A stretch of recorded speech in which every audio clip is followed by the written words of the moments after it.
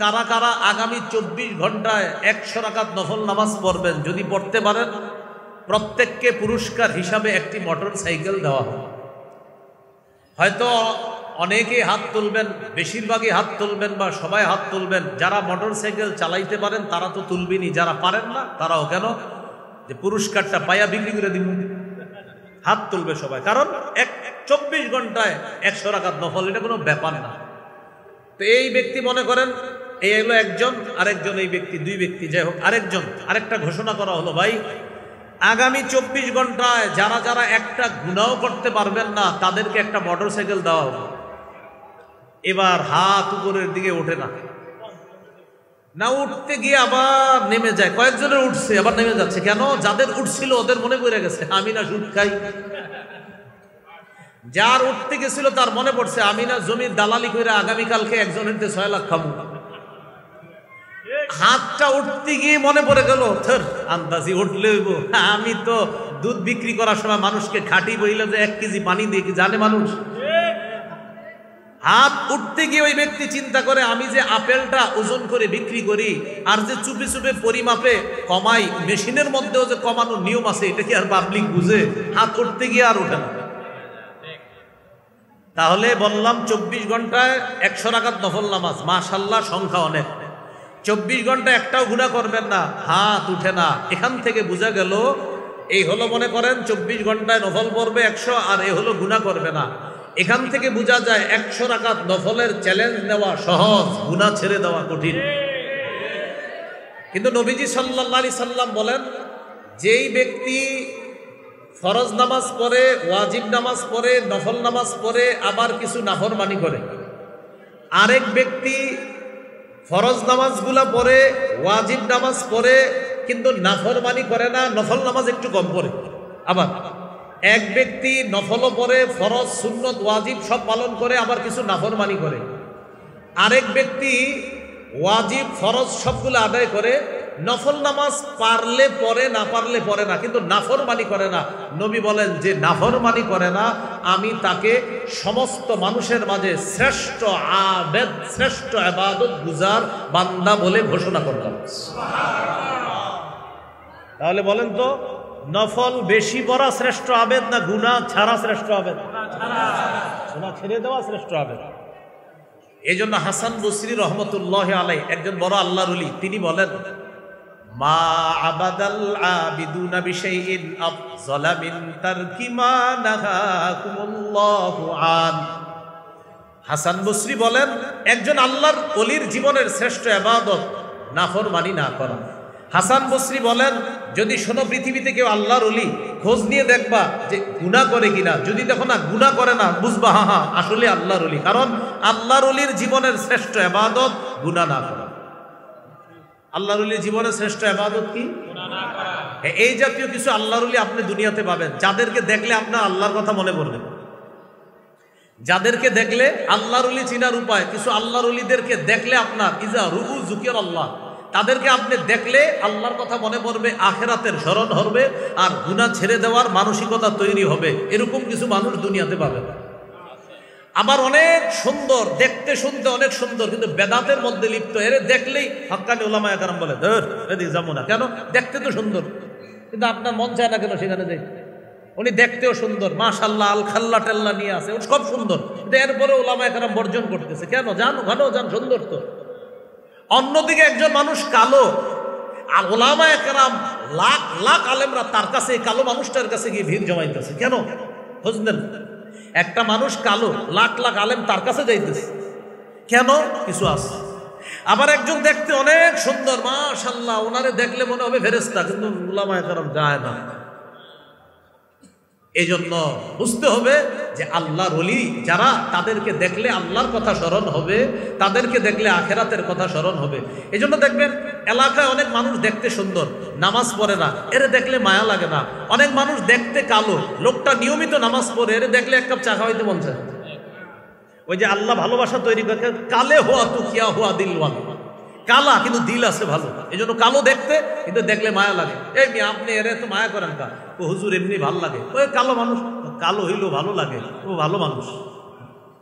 আল্লাহ আমাদেরকে বুঝার তৌফিক দান করেন। তো যাই হোক, হাসান বসরি রহমতুল্লাহ আলাইহি বলেন, মা আবাদাল আবিদুনা বিশাইইন আফযালা মিন তারকি মা নাহাহুমুল্লাহু আন। আল্লাহর ওলির জীবনের সর্বশ্রেষ্ঠ ইবাদত হলো গুনাহ না করা। আল্লাহর ওলির জীবনের শ্রেষ্ঠ ইবাদত গুনাহ না করা। তাহলে আমাদের 5 নাম্বার আলোচনা চলতেছে, হারাম বর্জন করা শ্রেষ্ঠ আবেদ হওয়ার উপায়। তিরমিজির হাদিস 2305 নম্বর হাদিস। এই হাদিসের বর্ণনাকারী আবু হুরায়রা রাদিয়াল্লাহু তাআলা তিনি বলেন, রাসূলুল্লাহ সাল্লাল্লাহু আলাইহি সাল্লাম একদিন ঘোষণা করলেন, মাইয়া আখুযু আন্নী হাউলাইল কালিমাত ফায়ামালু বিহিন্না আও ইউআল্লিমু মান ইয়ামালু বিহিন্না। রাসূলুল্লাহ সাল্লাল্লাহু আলাইহি সাল্লাম একদিন ঘোষণা করলেন, কে আছো, আমি নবী এখন কিছু কথা বলবো, এই কথাগুলা গ্রহণ করবা, নিজে আমল করবা, যারা আমল করবে তাদেরকে শিখাইয়া দিবা, এমন কি কেউ আছো? সাহাবী আবু হুরায়রা রাদিয়াল্লাহু তাআলা আনহু বললেন, হুজুর আমি আছি, আমি আপনার কথাগুলা গ্রহণ করব, নিজে আমল করব, যারা আমল করবে তাদেরকে আমি শিখিয়ে দিব। কোন সাহাবী বলছে? বলেন কোন সাহাবী? আবু হুরায়রা। নবীজির একজন আজীব ছাত্র, ক্লাসে যদি কোনো ছাত্র নাও থাকে, একজন থাকবে, তার নাম আবু হুরায়রা রাদিয়াল্লাহু তাআলা। ওই জামানায় সাহাবায়ে কেরাম আবু হুরায়রা রাদিয়াল্লাহু তাআলা আনহুকে জিজ্ঞাসা করছে, আবু হুরায়রা, আচ্ছা তুমি এত হাদিস কিভাবে বলো, একটু বলো তো। ওই জামানায় সহিহ মুসলিমের বর্ণনা, আবু হুরায়রা রাদিয়াল্লাহু তাআলা আনহু বলেন, আলা মিলই বাতনি, আমি পেটে ভাতে নবীর দরবারে পড়ে থাকতাম, নবী খাবার পাইলে আমি খাইতাম, নবী না খাইলে আমি খাইতাম না, ক্লাস মিস করতাম না, আমি পেটে ভাতে নবীর দরবারে পড়ে থাকতাম। এই জন্য নবীজির ক্লাসে আবু হুরায়রা রাদিয়াল্লাহু তাআলা মাত্র 3 বছরের ছাত্র ছিলেন, তো আল্লাহ তাআলা তার মাধ্যমে সবচাইতে বেশি হাদিসের খেদমত করেছেন। 5000-এর বেশি হাদিস আল্লাহ তাআলা এই সাহাবী আবু হুরায়রার মুখ থেকে বের করেছেন। ছাত্র ছিলেন কয় বছর? মাত্র 3 বছর। অথচ ওনার চেয়ে আরো অনেক বছরের বেশি বেশি ছাত্র আছে, তো আল্লাহ তাআলা কবুল করেন।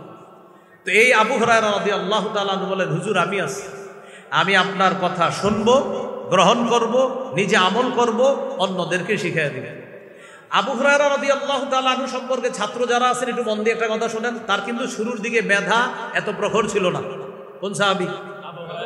মেধা প্রখর ছিল না।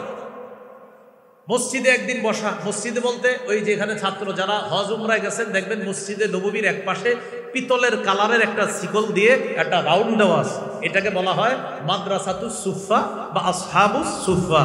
এই মাদ্রাসায় রাসূল সাল্লাল্লাহু আলাইহি সাল্লাম ক্লাস করাইতেন আর সাহাবীরা এখানে বসেই ক্লাস করতেন। এখন আবু হুরায়রা রাদিয়াল্লাহু তাআলা আনহু মসজিদে বসা, নবীজি সাল্লাল্লাহু আলাইহি সাল্লাম কামরা থেকে বের হইছে, মনটা খারাপ। সহিহ বুখারীতে আছে 119 নম্বর হাদিস। আবু হুরায়রা রাদিয়াল্লাহু তাআলা আনহু বললেন, হুজুর সামিআতু মিনকা হাদিসান কাসীরা ফাআনসা, আমি আপনার কাছে প্রচুর হাদিস শুনি কিন্তু আমি ভুলে যাই খালি। আমি আপনার কাছ থেকে প্রচুর হাদিস শুনি, হাদিসগুলা আমি ভুলে যাই। নবীজি বললেন, তাই? ফাহা, তাহলে এক কাজ করো, উৎসুত রিদা, আর তোমার চাদরটা একটু বিছায়া দাও। আবু হুরায়রা রাদিয়াল্লাহু তাআলা আনহু বলেন, ফাবাসাততুহু, আমি আমার চাদর বিছিয়ে দিলাম। চাদর বিছানোর পর এই বিছানো চাদরের মধ্যে রাসূল সাল্লাল্লাহু আলাইহি সাল্লাম ফাগারাফা বিয়াদাইহি, হাত থেকে চাদরের মধ্যে এইভাবে কি জানি ঢেলে দিলেন, এইভাবে দিয়ে দিছে। তো চাদরে তো আর কিছু নাই, মানে এমনি দেখছে যে এরকম করছে, তো নবীজির হাত তো ফাঁকা, আসলে তো কিছু আছে।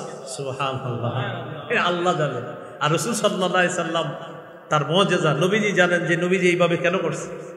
স্বপ্নেও যদি নবীজি কারো সাথে এরকম সাক্ষাৎ করে তাও কাজ হয়ে যাবে ইনশাআল্লাহ। তো রাসূলুল্লাহ সাল্লাল্লাহু আলাইহি সাল্লাম এটা করার পরে বললেন, চাদরটা পেঁচাও। আবু হুরায়রা রাদিয়াল্লাহু তাআলা আনহু পেঁচাইছে, এইভাবে একদম পুরো বইটা ফেলছে। বটার পর নবী বললেন, এবার এটা নিজের সাথে মিলাও। আবু হুরায়রা বলেন, ফাবাসাততুহু, চাদরটা আমি মিলাইলাম। কোথায়? ইলা সাদরি। ইলা সাদরি এই অংশটা বুখারীতে আপনারা পাবেন না, বাসাততুহু পাবেন। ইলা সাদরিটা বুখারী যারা পড়েন বা পড়ান, বাইনা সাতরাইন, 2 লাইনের মাঝে ছোট্ট করে লেখা আছে ইলা সাদরি। এটা কিন্তু মূল ইয়াতে নাই, আপনার এবারতে পাবেন না। মূল এবারত মূল কিতাবে পাবেন, ওই মোবাইলের যে অ্যাপস আছে ওইটাতে আবার পাবেন না। কিন্তু মূল কিতাবের 2 লাইনের মাঝে ছোট্ট করে লেখাইলা সদরি, আমি চাদরটা আমার বুকের সাথে মিলাইলাম। আবু হুরায়রা বলেন, এই চাদর বুকের সাথে মিলানোর পর ফামা নাসিতু শাইআন বাদা, আমি জীবনে যা শুনি আর কখনো ভুলি না। ছাত্র ভাই যারা আছি, ওস্তাদদের কাছে দোয়া নেওয়া জরুরি, দোয়া নেওয়া জরুরি। সাবেক ছাত্ররা সুন্দর আয়োজন করছে, আমি মনে করি এই আয়োজনের মূল উদ্দেশ্য তারা উস্তাদদের কাছে দোয়া নেবে, এই জন্য এখানে উপস্থিত হয়েছে, তাদের ভবিষ্যৎ জীবনটা যেন সুন্দর হয়। ছাত্র যারা আজকে এখানে উপস্থিত হয়েছে, সাবেক ছাত্ররা, এই ছাত্রদের জীবনে চলার পথে শ্রেষ্ঠ একটা কঠিন শক্তি হবে তাদের চলার পথে ওস্তাদদের দোয়া। ওস্তাদদের দোয়া, এটা মনে রাখবো, ওস্তাদদের দোয়া। এই জন্য ছাত্র ভাই যারা এখানে আসছে, আমরা একটা কথা মনে রাখবো, আপনাদের একটা বুদ্ধি দিই, ওস্তাদদের দোয়া পাওয়ার একটা সহজ উপায় আছে। সেটা কি? বেশি বেশি ওস্তাদের জন্য দোয়া করবেন, আল্লাহ ওস্তাদের রুহানি দোয়া আপনার কাছে পৌঁছায় দিবে। আপনি দোয়া করবেন ওস্তাদের জন্য, ওস্তাদেরটা আল্লাহ আপনার কাছে পৌঁছায় দিবে। কারণ এক হাদিসে আসছে, আমি যখন বলবো আল্লাহ তাকে মাফ করেন, আমার মাথার কাছে একটা ফেরেশতা বসে বলে আল্লাহ আপনি তাকে মাফ করেন। তাকান তাকান, সবাই দিকে তাকান। আমি যদি বলি আল্লাহ আমার এই ভাইটারে আপনি মাফ করেন, ফেরেশতা বলে আল্লাহ আপনি এরে মাফ করেন। মুসলিমের বর্ণনা, তিরমিজিরও বর্ণনা, কোনো ব্যক্তি যখন বলে আল্লাহ আমার ভাইকে আপনি মাফ করেন, আমার ভাইটা সৌদি আছে, আল্লাহ তার হায়াতে বরকত দেন, ফেরেশতা বলে আল্লাহ আপনি এই ব্যক্তির হায়াতে বরকত দেন। আল্লাহ আমার ভাইটা ব্যবসা করতেছে, তার ব্যবসা বরকত দেন, ফেরেশতা বলে আল্লাহ আপনি এই বেটার জীবনে বরকত দিয়ে দেন।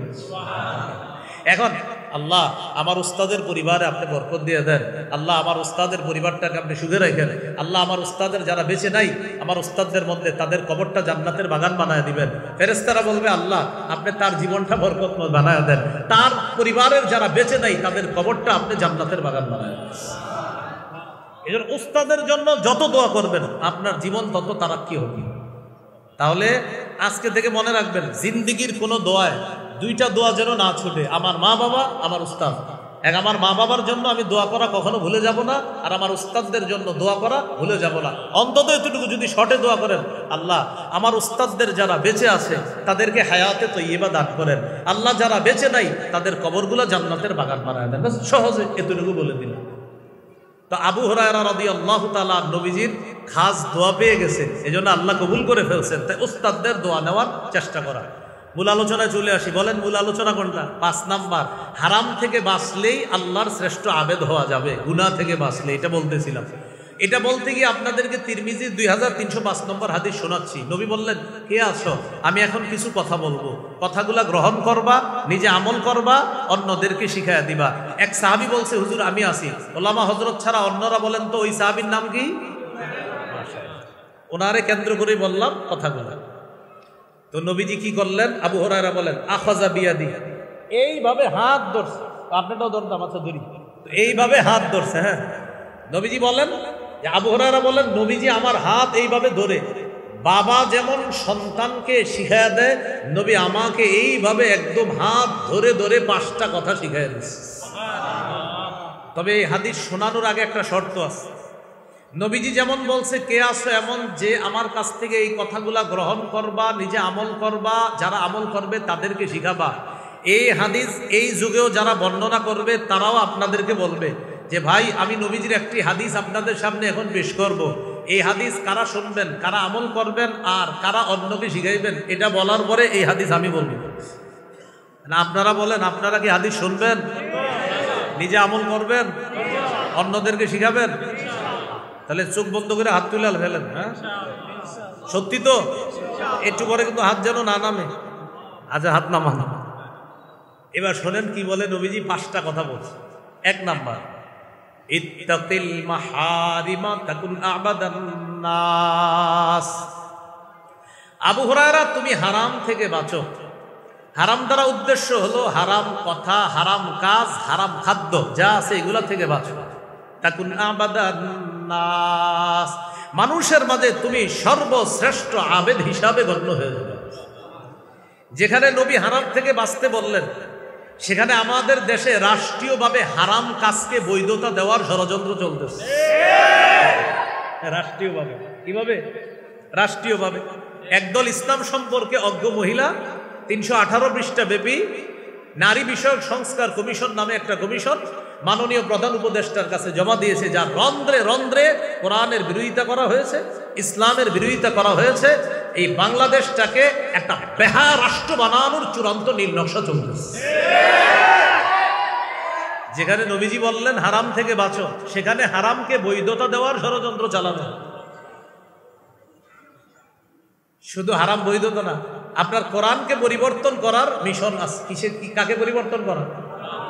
সূরা ইউনূসের 15 নম্বর আয়াতে আল্লাহ বলেন, وَإِذَا تُتْلَى عَلَيْهِمْ آيَاتُنَا بَيِّنَاتٍ قَالَ الَّذِينَ لَا يَرْجُونَ لِقَاءَنَا ائْتِ بِقُرْآنٍ غَيْرِ هَذَا أَوْ بَدِّلْ। কাফেরদের কাছে যখন আমার কোরআনের আয়াতগুলা শোনানো হয়, তখন কাফেররা নবীকে বলে, যারা আমার সাক্ষাৎ বিশ্বাস করে না ওই কাফেররা আমার নবীকে বলে, মোহাম্মদ তুমি এই কোরআন ছাড়া আরেকটা কোরআন নিয়ে আসো। নাউজুবিল্লাহ পড়েন। আও বাদদিল, অথবা তুমি কোরআনের বিধান পরিবর্তন করে ফেলো। তাহলে বলেন তো, কোরআনের বিধান পরিবর্তন চাওয়া স্বভাবটা কাদের? কাফেরদের। কোরআনের বিধান পরিবর্তন চাওয়া স্বভাবটা কাদের? কোন সূরায়? সূরা ইউনূস। কোন সূরায়? কত নম্বর? 15 নম্বর আয়াত। বলেন, কোরআনের বিধান পরিবর্তন চাওয়া স্বভাবটা কাদের? কোন সূরার কত নম্বর আয়াত? এখন কেউ যদি বলে যে নারী পুরুষ উত্তরাধিকার সম্পত্তিতে সমান অধিকার পাবে, অথচ আল্লাহ সূরা নিসার 11 নম্বর আয়াতে বলেছেন, ইউসিকুমুল্লাহু ফি আওলাদিকুম লিযযাকারি মিসলু হাজ্জিল উনসায়াইন। আল্লাহ তাআলা আয়াতের মধ্যে বলে দিয়েছেন, দুইজন নারীর অংশের সমান পাবে একজন পুরুষ। এখন যদি কেউ দাবি উঠায় না পুরুষ যা পাবে নারীও তা পাবে, তাহলে কোরআনের বিধানকে পরিবর্তন চাওয়া হবে। আর কোরআনের বিধান পরিবর্তন চাওয়া স্বভাবটা কাদের? কাফেরদের কোন আইন মুসলমানদের উপর যদি চাপিয়ে দেওয়া হয়, এই সমস্যাটা শুধু মুসলমানদের যারা আলেম তাদের। কাদের? সবাই বলেন সবার। তো ডাকলে যান না কা? কোরআনের বিধান পরিবর্তন সমস্যাটা হুজুরদের। কাদের? তো সবাই যান না কা? কি করে জানেন তো? হুজুরকে খায়া দেয় আর কাম নাই। কি বলে? হুজুরকে খায়া দেয়া। কোরআনের বিধান পরিবর্তনের ষড়যন্ত্র হয়, হুজুরদের নাকি খায়া দেয়া কাম নাই। কিছুদিন পরে সময় আসবে, হুজুরদের পায়ে গিয়ে পইরা কি বলবেন জানেন? হুজুর তাড়াতাড়ি এই মাদ্রাসা মসজিদ অনুযায়ী কিছু করার চেষ্টা করেন, আর পারতাছি না, পুরা ঘর জাহান্নাম হয়ে গেছে। পায়ে পড়বেন যেদিকে যাইতেছে। আল্লাহ আমাদেরকে বুঝার তৌফিক দান করেন। তো আসেন মূল কথায় চলে আসি। হারাম থেকে বাঁচা শ্রেষ্ঠ আবেদ হওয়ার উপায়। যেখানে আমরা হারাম থেকে বাঁচার চেষ্টা করব, সেখানে আমাদেরকে হারামের মধ্যে লিপ্ত করার ষড়যন্ত্র হয়। নারী বিষয়ক সংস্কার কমিশনের একটা হারাম কাজ বাস্তবায়ন করার দাবি, সেটা হলো যারা যৌনকর্মী তাদেরকে শ্রম অধিকার আইনে শ্রমিকদের মর্যাদা দেওয়া। এর মানে কোনো মেয়ে তার সতীত্ব বিক্রি করে টাকা কামাই করবে, এটা বলেন হালাল না হারাম? এটাকে শ্রমিকের মর্যাদা দেওয়ার আবেদন করা হয়েছে। এখন যদি কোনো চোর বলে যে চুরি করা অনেক কষ্টের, আসলে কিন্তু চুরি করা কষ্টের। একটা বেটা গরু চুরি করলে এই বেচারা 7 দিন আগের টেনশন, আগে গিয়ে মার্ক করবে আপনার গরু। এই 7-8 দিন ও গরু খুঁজবে, চিনবে, এরপরে চিন্তা করবে আপনার বাড়িতে ঢুকার নিয়মটা কি। এগুলা মার্ক করার পর সর্বশেষ ওই বেচারা এবার খুঁজবে কবে আকাশে চাঁদ উঠে না। এটাও একটা টেনশন, আপনার আরবি মাসের হিসাব রাখবে। তখন আপনার আকাশে চাঁদ না উঠবে যেদিন এদিন হলো ও চুরি করার প্ল্যান। এবার যেদিন চুরি করবে সর্বশেষ তেল লাগাবে শরীরে, লাগানোর পর সর্বশেষ তার কঠিন এক আপনার ভয় যে যদি ধরা খেয়ে যাই গণদুলাই থেকে বাঁচার উপায় নাই। এই টেনশন নিয়ে বেচারাই সর্বশেষ চুরিটা করে। এখন যদি চোররা বলে যে আমরা চোর সম্প্রদায় যারা আছি, চুরি করতে আমাদের অনেক কষ্ট হয়, শ্রম অধিকার আইনে আমাদের চোরদেরকেও শ্রমিকদের মর্যাদা চাই আমরা, এরকম যদি কোনো অধিকার চাওয়া হয়, আমরা আশ্চর্য হব না। যেই দেশে যৌনকর্মীদেরকে শ্রমিকের মর্যাদা দেওয়ার দাবি তোলা হয়, সেই দেশে চোর যদি শ্রমিকের অধিকার চায়, সেখানে আশ্চর্য হওয়ার কিছু। এটা আরো যুক্তিযুক্ত বেশি। চোর বেচারার কষ্ট হয়, অনেক কষ্ট হয়। আরে কত কষ্ট, শেষ মাইক দিয়ে যদি খায় আরো কত কষ্ট। এটা হলো শ্রমিকের মর্যাদা। তাহলে যেখানে আমাদেরকে বলছে হারাম থেকে বাঁচতে, গুনাহ থেকে বাঁচতে, সেখানে আমাদের জন্য গুনাহের দরজা খোলার চেষ্টা করা হচ্ছে। সূরা নূরের 2 নম্বর আয়াতে আল্লাহ বলেন, আয-যানিয়াতু ওয়াজ-যানি ফাজলিদু কুল্লা ওয়াহিদিম মিনহুমা মিআতা জালদা। অবিবাহিত নারী পুরুষ যারা জিনা করে তাদেরকে 100 বেত্রাঘাত করা হবে, আর বিবাহিত নারী পুরুষ যারা জিনা করে তাদেরকে পাথর মেরে হত্যা করা হবে। এখন আপনারা বলেন জিনা করা এটা হালাল না হারাম? হারাম। তাহলে এরকম কোন কমিশন বাস্তবায়ন করা, এটার মানে হলো জিনাকে বৈধতা দেওয়া, আর জিনা বৈধতা দেওয়া মানে একটা হারামের বৈধতা দেওয়া। এটা মুসলমান হিসাবে আমরা মেনে নিতে পারি না। আল্লাহ আমাদেরকে হারামের বাস্তবায়ন থেকে আমাদের দেশকে আল্লাহ হেফাজত করে। এইগুলো রাসূল সাল্লাল্লাহু আলাইহি সাল্লামের 1 নাম্বার কথা। শিখাবে কয়টা? হাত ধরে 5টা। 1, হারাম থেকে বাঁচো, খাঁটি আবেদ হবা। 2, ওয়ারদা বিমা কাসামাল্লাহু লাকা তাকুন আগনান নাস। আবু হুরায়রা, আল্লাহ তোমার বরাদ্দ যা রাখছে, তোমার জীবনে রিজিক হিসাবে যা রাখছে, এতে তুমি খুশি থাকো, আল্লাহর ফয়সালায় তুমি সন্তুষ্ট থাকো, মানুষের মধ্যে মনের দিক থেকে তুমি সর্বশ্রেষ্ঠ ধনী মানুষ হয়ে যাবে। আপনার আল্লাহ ফয়সালা করছে 20,000 টাকা, আপনি 20,000 টাকায় খুশি থাকেন। 50,000 যে ইনকাম করে ওর দিকে তাকায়েন না, খালি কষ্ট পাবেন। 50,000 যার ইনকাম, যদি চিন্তা করেন ওর 50, এই চিন্তায় আপনার 30 দিন শেষ হবে, খালি কষ্ট পাবেন। আর 20,000-এ আপনি চলার শিখার চেষ্টা করে ফেলেন, দেখবেন 20,000-এ খালি বলবেন আলহামদুলিল্লাহ আলহামদুলিল্লাহ আলহামদুলিল্লাহ।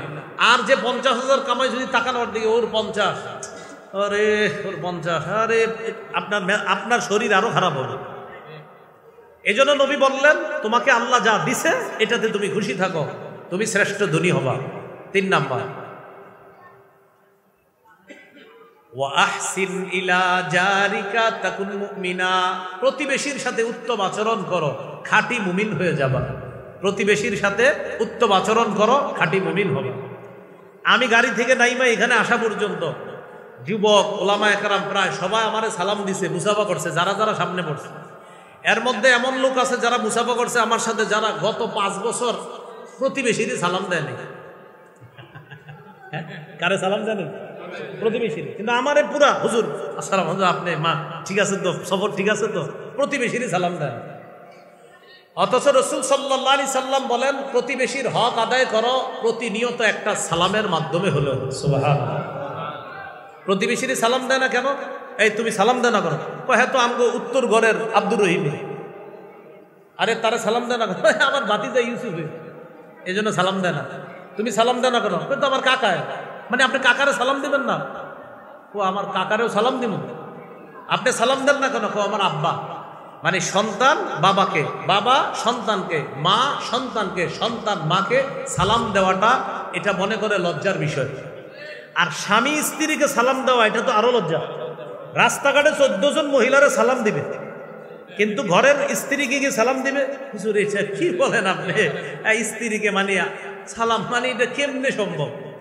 তো আব্বারে সালাম দেওয়া এটা তো আপনার মোয়ানাকা তো পরে সালাম দিবে, এটা অনেক করে। একটু সালাম মুসাফা করেন, আমার দিকে তাকান। হাদিসে আসছে কোন মুসলমান সালামের পর 2 জন যখন মুসাফা করে, এবার ছাড়েন, এই পৃথক হয়ে গেলাম, আমরা 2 জন পৃথক হওয়ার আগে দুজনের গুনাহ গাছের পাতা যেমন ঝরে পড়ে যায়, দুজনের গুনাহগুলো এইভাবে ঝরে পড়ে যায়। এখন আপনারা একটু বুঝে থাকলে বলেন, আমার বাবা আর আমার গুনাহগুলো এইভাবে ঝরে পড়ুক, দরকার আসেনি? বাবারে সালাম দেন, চিন্তা করেন, বাবারে সালাম দিলে বাবার গুনাহ ঝরবে, আমার গুনাহ ঝরবে। মাকে সালাম দিলে মায়ের গুনাহ ঝরবে, আমার গুনাহ ঝরবে। স্ত্রীকে সালাম দিলে স্ত্রীর গুনাহ ঝরবে, আমার গুনাহ ঝরবে। রাস্তাঘাটে কতজন যে সালাম দেয়, স্ত্রীকে সালাম দেয় না। প্রিয় ভাইয়ারা, ঘরে সালাম দিবেন। আল্লাহ আমাদেরকে বুঝার তৌফিক দান করেন। তাহলে 3 নাম্বার, ওয়া আহসিন ইলা জারিক, প্রতিবেশীর হক আদায় করো, তাকুন মুমিনা, খাঁটি মুমিন হবা। 4 নাম্বার, ওয়া আহিব্বা লিন-নাস মা তুহিব্বু লিনাফসিকা তাকুন মুসলিমা। তুমি নিজের জন্য যা পছন্দ করো, মানুষের জন্য তা পছন্দ করবা, খাঁটি মুসলমান হয়ে যাবে। রাস্তা দিয়ে হাঁটতেছেন, আপনার পায়ের মধ্যে একটা কলার সিলকা লাগছে, একটা ইটের টুকরা লাগছে, এটা সরাইয়া দিবেন, কলার সিলকাটা সরাইয়া দিবেন, এই নিয়তে আমার কোনো মুসলমান ভাই বোন এই কলার মধ্যে পড়ে অ্যাক্সিডেন্ট হতে পারে, এই নিয়তে সরাইয়া দিবেন। বুখারীর বর্ণনা, আপনার আগের সবগুলা গুনাহ আল্লাহ মাফ করে দিবেন। তাহলে 4 নাম্বার, আজকে থেকে আমরা আমাদের যা অপছন্দ সেটা অন্যের জন্য অপছন্দ করা, আমাদের যা পছন্দ অন্যের জন্য সেটা পছন্দ করা। 5 নাম্বার, ওয়ালা তুকসিরিদ দিহকা ফাইন্না কাসরাতাদ দিহকি তুমিতুল কলবা। আবু হুরায়রা, বেশি হাসবা না, বেশি হাসি অন্তরকে মৃত বানিয়ে দেয়, বেশি হাসি অন্তরকে মৃত বানিয়ে দেয়। এখন আসেন এই 5টার মধ্যে আমাদের প্রথম কথাটা, আবু হুরায়রা, হারাম থেকে বাঁচো, আল্লাহর শ্রেষ্ঠ আবেদ হয়ে যাবা। তাহলে হারাম থেকে বেঁচে থাকা আল্লাহর শ্রেষ্ঠ আবেদ হওয়ার উপায়, হারাম থেকে বেঁচে থাকা আল্লাহর শ্রেষ্ঠ আবেদ হওয়ার উপায়। বাস এই 5টা কথা আজকে আমরা মনে রাখবো, খুব মন দিয়ে শোনেন। 1 নাম্বার কথা ছিল নগদ পাপগুলা ছেড়ে দাও। 2 নাম্বার কথা ছিল নতুন করে পাপের কাছে যেও না।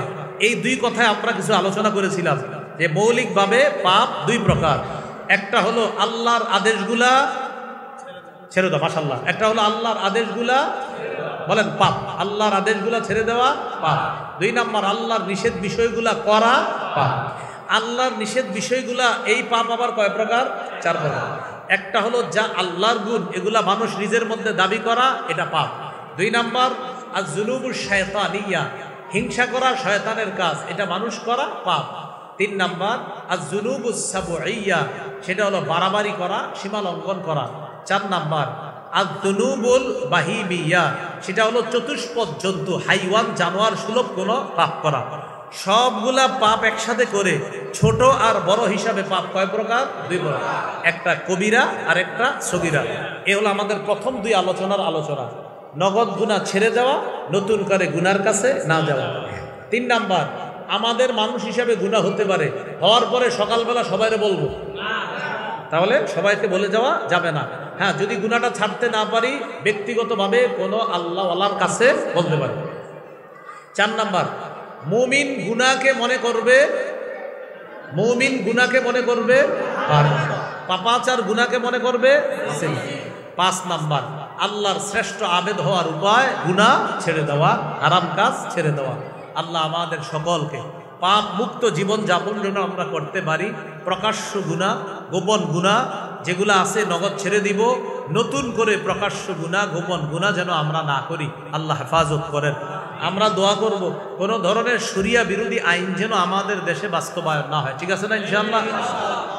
আচ্ছা, একটা ঘোষণা আমার মনে ছিল না, ঘোষণাটা দিয়ে দিচ্ছি। সেটা হলো আজকের যে পাপের আলোচনাগুলা, আমার একটা সংকলন আছে মিম্বরের আমানত।